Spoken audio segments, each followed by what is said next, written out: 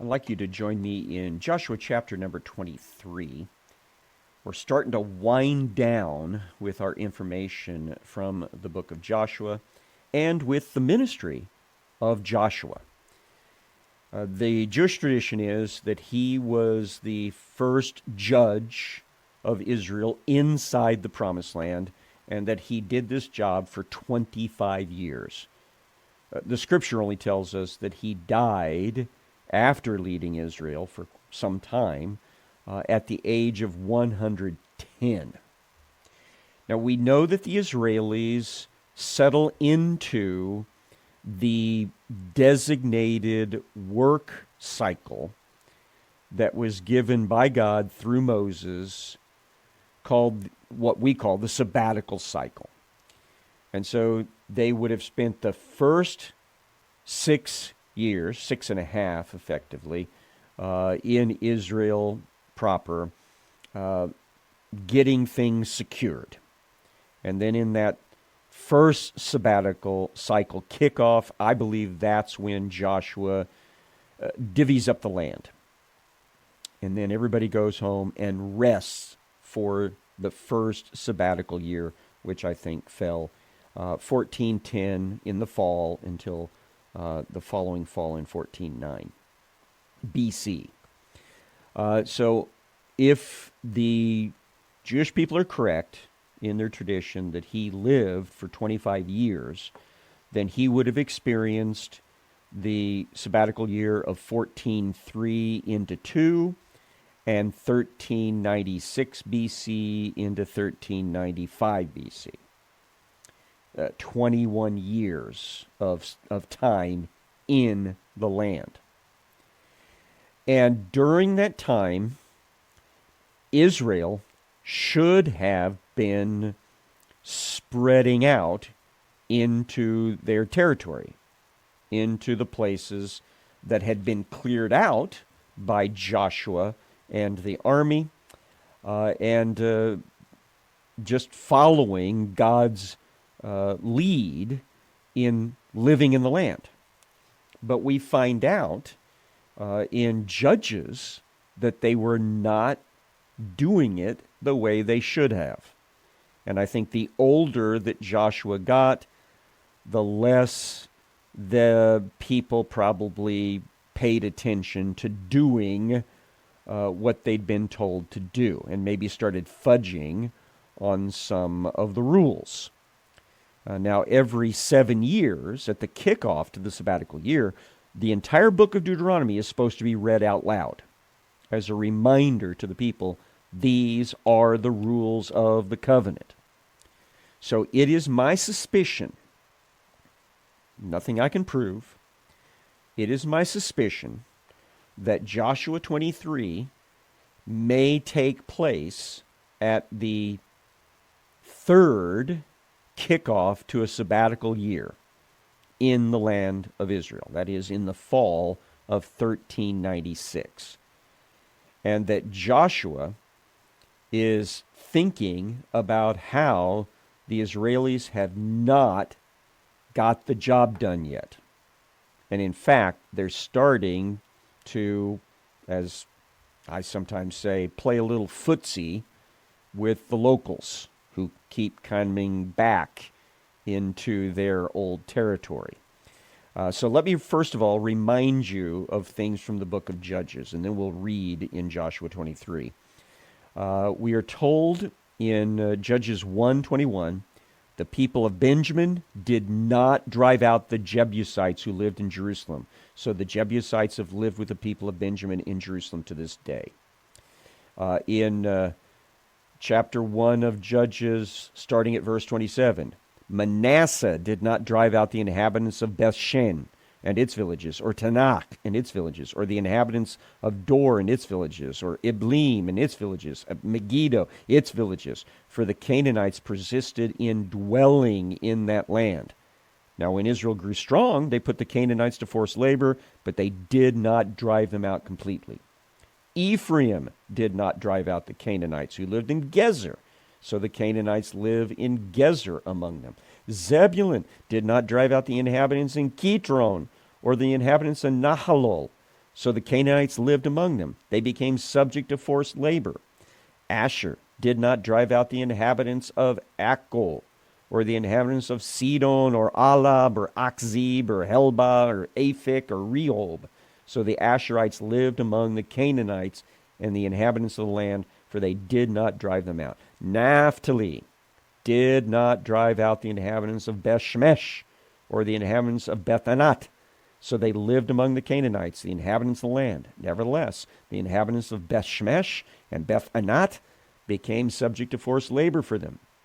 The Amorites, which is just a subgroup of Canaanites, pressed the people of Dan back into the hill country, for they did not allow them to come down to the plain. The Amorites persisted in dwelling in Mount Heres, in Aijalon, in Shaalbim, but the hand of the house of Joseph rested heavily on them, and they became subject to forced labor. And the border of the Amorites ran from the ascent of Akrabim, which is just south of the South Bay of the Dead Sea, from Selah and upward. So basically, all over the place, especially around the fringes of the Holy Land. The Canaanites are coming back in, and the Israelis are letting them stay and sometimes making agreements and understandings and arrangements with them. And so it is very possible that Joshua, in his old age, is seeing the beginning of all that compromise. Joshua 23. A long time afterward, when he who is had given rest to Israel from all their surrounding enemies, and Joshua was old and well advanced in years, Joshua summoned all Israel, its elders, its heads, its judges, its officers, and said to them, so this is a special meeting of the leadership, I am now old and well advanced in years. You have seen all that he who is your God has done to all these nations for your sake, for it is he who is your God who has fought for you. So basically reminding them of those first few years when Joshua, at the head of the Israeli combined militia army, just swept through and destroyed the armies and the cities that were the power base of the Canaanites. He did that with God's leadership. And he says, you remember that happened. Verse 4, behold, I have allotted to you as an inheritance for your tribes those nations that remain. So there were some places, especially along the Mediterranean coast, that Joshua did not try to push out, because at God's direction, the Israelis were going to move into the core of their inheritance, and then by trusting God as they grew, they would move farther. They would sweep outward from their core and take over new territories with God's assistance, because they would trust God to do that. So here's Joshua reminding of that. Along with all those nations that I already cut off, from the Jordan to the Great Sea to the west, he who is your God will push them back before you and drive them out of your sight. See, that's the promise God had given to Moses. God had also given to Joshua, that if Israel will just keep the covenant, do things God's way, God will chase the Canaanites out bit by bit as the Israelis need new territory. So he's reminding them that, I think, as much as 21 years later. You shall possess their land just as he who is your God promised you. Therefore, be very strong to keep and to do all that is written in the book of the law of Moses, turning aside from it neither to the right hand or to the left. Now, I already told you, I think this may be happening in conjunction with the sabbatical year. Sabbatical years kicked off with the reading aloud of the entirety of the book of Deuteronomy at the very least.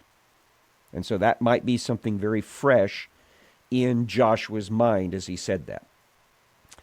That you may not mix with these nations remaining among you, or make mention of the names of their gods, or swear by them, or serve them, or bow down to them, but you shall cling to he who is your God, just as you have done to this day.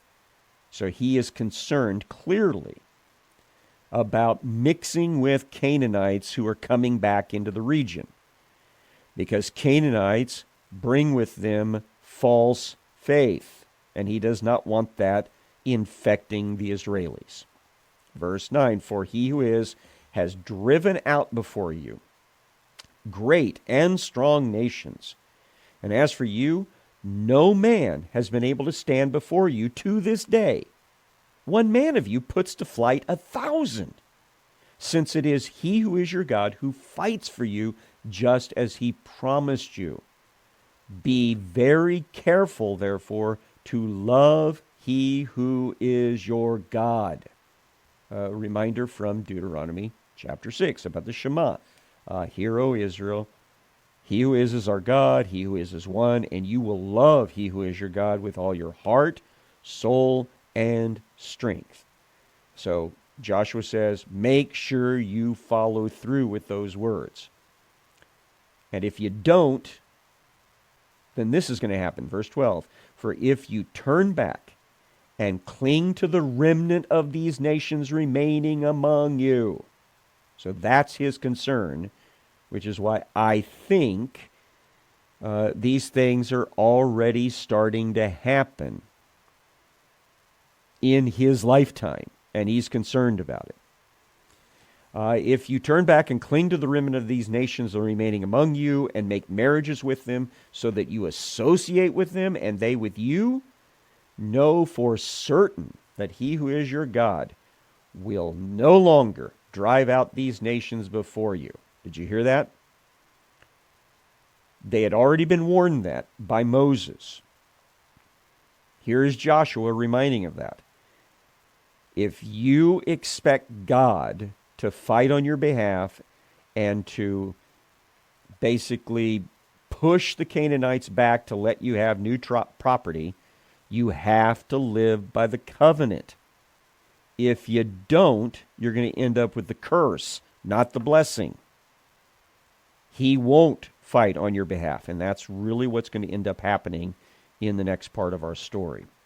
Instead, they shall be a snare and a trap to you, a whip on your sides and thorns in your eyes, until you perish from off this good ground that he who is your God has given you. And that's definitely in the book of Deuteronomy, that if they don't keep the covenant, they'll end up with the curse. And the final part of the curse is getting kicked out of the land as non-believers. Verse number 15. But just as all the good things of he who is your God promised concerning you have been fulfilled for you, so he who is will bring upon you all the evil things until he's destroyed you from off this great land that he who is your God has given you, if you transgress the covenant of he who is your God, which he commanded you, and you go and you serve other gods and bow down to them. Then the anger of he who is will be kindled against you, and you shall perish quickly from off the good land that he has given you. So that's pretty clear warning. If you guys blow God off, you blow off his covenant, you'll get the curse, not the blessing. You will cease getting assistance from him in occupying your inheritance. And so the implication that Joshua leaves the leadership with is, you guys have got to do the right thing. Get out there and get it done. All right, so my suspicion, as I told you, is that was probably delivered at Shiloh in the 21st year that they were in Israel, on the occasion of the third sabbatical year kicking off. That's my guess. And that if the Israelis are correct in their tradition that Joshua lives for only 25 years after they come into the land, that he would only have a small handful of years left to lead the people. Which brings us to chapter 24, which seems to be about the year of his death. And for this one, he makes a special arrangement assembly. Chapter 24, which I think may happen somewhere right around 1392 BC. Joshua gathered all the tribes of Israel to Shechem. Now, why to Shechem and not to Shiloh? Because Shechem is historically significant.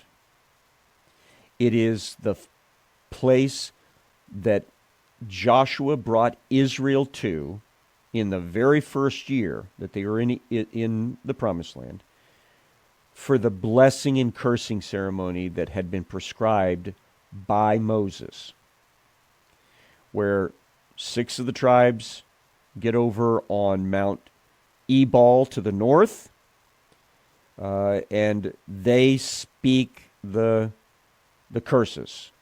And then the other 6 tribes get over on Mount Gerizim, and actually it's the blessings on the north side, and Mount Gerizim's on the south side. That's curses on that side. And so they have their blessing and cursing ceremony. So they did that year 1 that they were in the Promised Land. They also, at Moses' direction, with Joshua fulfilling it, they raised up flat, large stones, which they whitewashed, and then wrote upon at least, I think, the book of Deuteronomy. It may be the entirety of Moses' writings, but certainly the book of Deuteronomy was on some of these standing stones, written on front and back. I am of the opinion that very quickly, because of the weathering danger for those stones, I think very quickly those standing stones were surrounded by a building to protect them, some sort of at least weather top to it to keep it out of the snow and the rain, to allow people to come here on a regular basis to read the covenant for themselves. So this is an historically significant site when it comes to the covenant.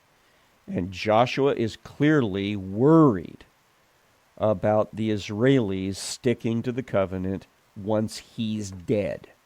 So same thing that Moses was concerned about, Joshua seems to be concerned about. So with that speculation in mind, but with the picture in our minds of the site being the site of the upstanding covenant stones, let's read the text. Joshua 24:1. Joshua gathered all the tribes of Israel to Shechem and summoned the elders, the heads, the judges, and the officers of Israel. They presented themselves before him, before God and before Joshua. Joshua said to all the people, "Thus says he who is the God of Israel." So Joshua, even though we don't often think of him in this light, is actually a prophet. And so he speaks on behalf of God very clearly this time. And he tells the story from God's perspective of what's happened up to this point in their family's history. Here it goes. Long ago, your fathers lived beyond the Euphrates River. Terah, the father of Abraham and of Nahor. They served other gods So they were polytheists. Then I took your father Abraham from beyond that river, and I led him through all the land of Canaan, and made his offspring many. I gave him Yitzhak. To Yitzhak I gave Yaakov and Esau. Now, I gave Esau the hill country of Seir to possess. But to Jacob and his children, they went down to Egypt. And I sent Moses and Aaron, and I plagued Egypt with what I did in the midst of it, and then afterward I brought you out. Now, in just those few sentences there, we have sped over 600 plus years of history, but significant history. Verse 6, then I brought your fathers out of Egypt. You came to the sea. The Egyptians pursued your fathers with chariots and horsemen to the Red Sea. And when they cried to he who is, he put darkness between you and the Egyptians and made the sea come upon them and cover them. And your eyes saw what I did in Egypt. And you lived in the wilderness a long time. That's the 40 years. Then I brought you to the land of the Amorites, who lived on the other side of the Jordan. So that's the east side. They fought with you, and I gave them into your hand. And you took possession of their land, and I destroyed them before you. So I had you take out Sihon and Og and all of their people, and that eastern annexed territory became yours. Verse number 9. Then Balak, the son of Zippor, the king of Moab, arose and fought against Israel. And he sent and invited Balaam, the son of Beor, to curse you. But I did not listen to Balaam. Indeed, he blessed you. So God basically forced Balaam to bless Israel, even though Balaam wanted the cash that would come with cursing them.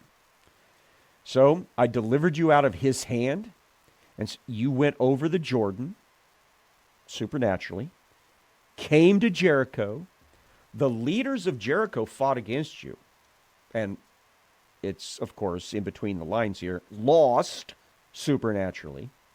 And then also the Amorites, the Perizzites, the Canaanites, the Hittites, the Girgashites, the Hivites, and the Jebusites. That's a real quick way to remind the people of those first few years of a blitzkrieg taking over of the Promised Land. It started with the Canaanites being the aggressors and Israel responding. And Israel wins. Verse 12, something we talk about every once in a while. And I sent the hornet before you, which drove them out before you. The two kings of the Amorites, that'd be Sihon and Og. It was not by your sword or by your bow. I gave you a land on which you had not labored, and cities which you had not built, and you dwell in them. That's present tense, right now. You eat the fruit of vineyards and orchards, olive orchards, that you did not plant. So that's the situation at this point in history, shortly before Joshua passes away. And then Joshua makes this famous appeal. Now, therefore, fear he who is, and serve him in sincerity and in faithfulness. Put away the gods that your fathers served beyond the river and in Egypt, and serve he who is. So Joshua is clearly aware that some of the polytheistic tendencies have followed and persisted in the history of this family, and that some of these people are worshiping gods and goddesses and not just simply he who is. And so he challenges them, knock that nonsense off. And then he strengthens it. He says, if it's evil in your eyes to serve he who is, then choose this day whom you will serve. Whether the gods your fathers served in the region beyond the river, back when Abraham and Terah and Nahor were serving pagan deities up there, or the gods of the Amorites in whose land you dwell. So he basically says, make your mind up. Pick a side. Now, he's not good with them serving the pagan deities. Understand that. In fact, he would tell them, if you pick that side, you will be dealt with according to the covenant. But what he's finally getting to is this farewell challenge. Pick your side. But as for me and my house, we will serve he who is. Now think about that. The guy is probably 110, because that's when he dies, and this seems to happen shortly before he dies. He's 110 years of age. He may have been serving as leader in the Promised Land for 25 years. Certainly, his military service goes back 40 years before they came into the Promised Land. He's been serving as Moses' assistant and as the military leader of the Israelis. He has got a long career, a long witness of service to the Lord. And he says, you make your mind up here today, but I'm telling you, my mind is already made up. Me, my family, we serve only he who is. And so we'll pause there and get back into the Word next episode.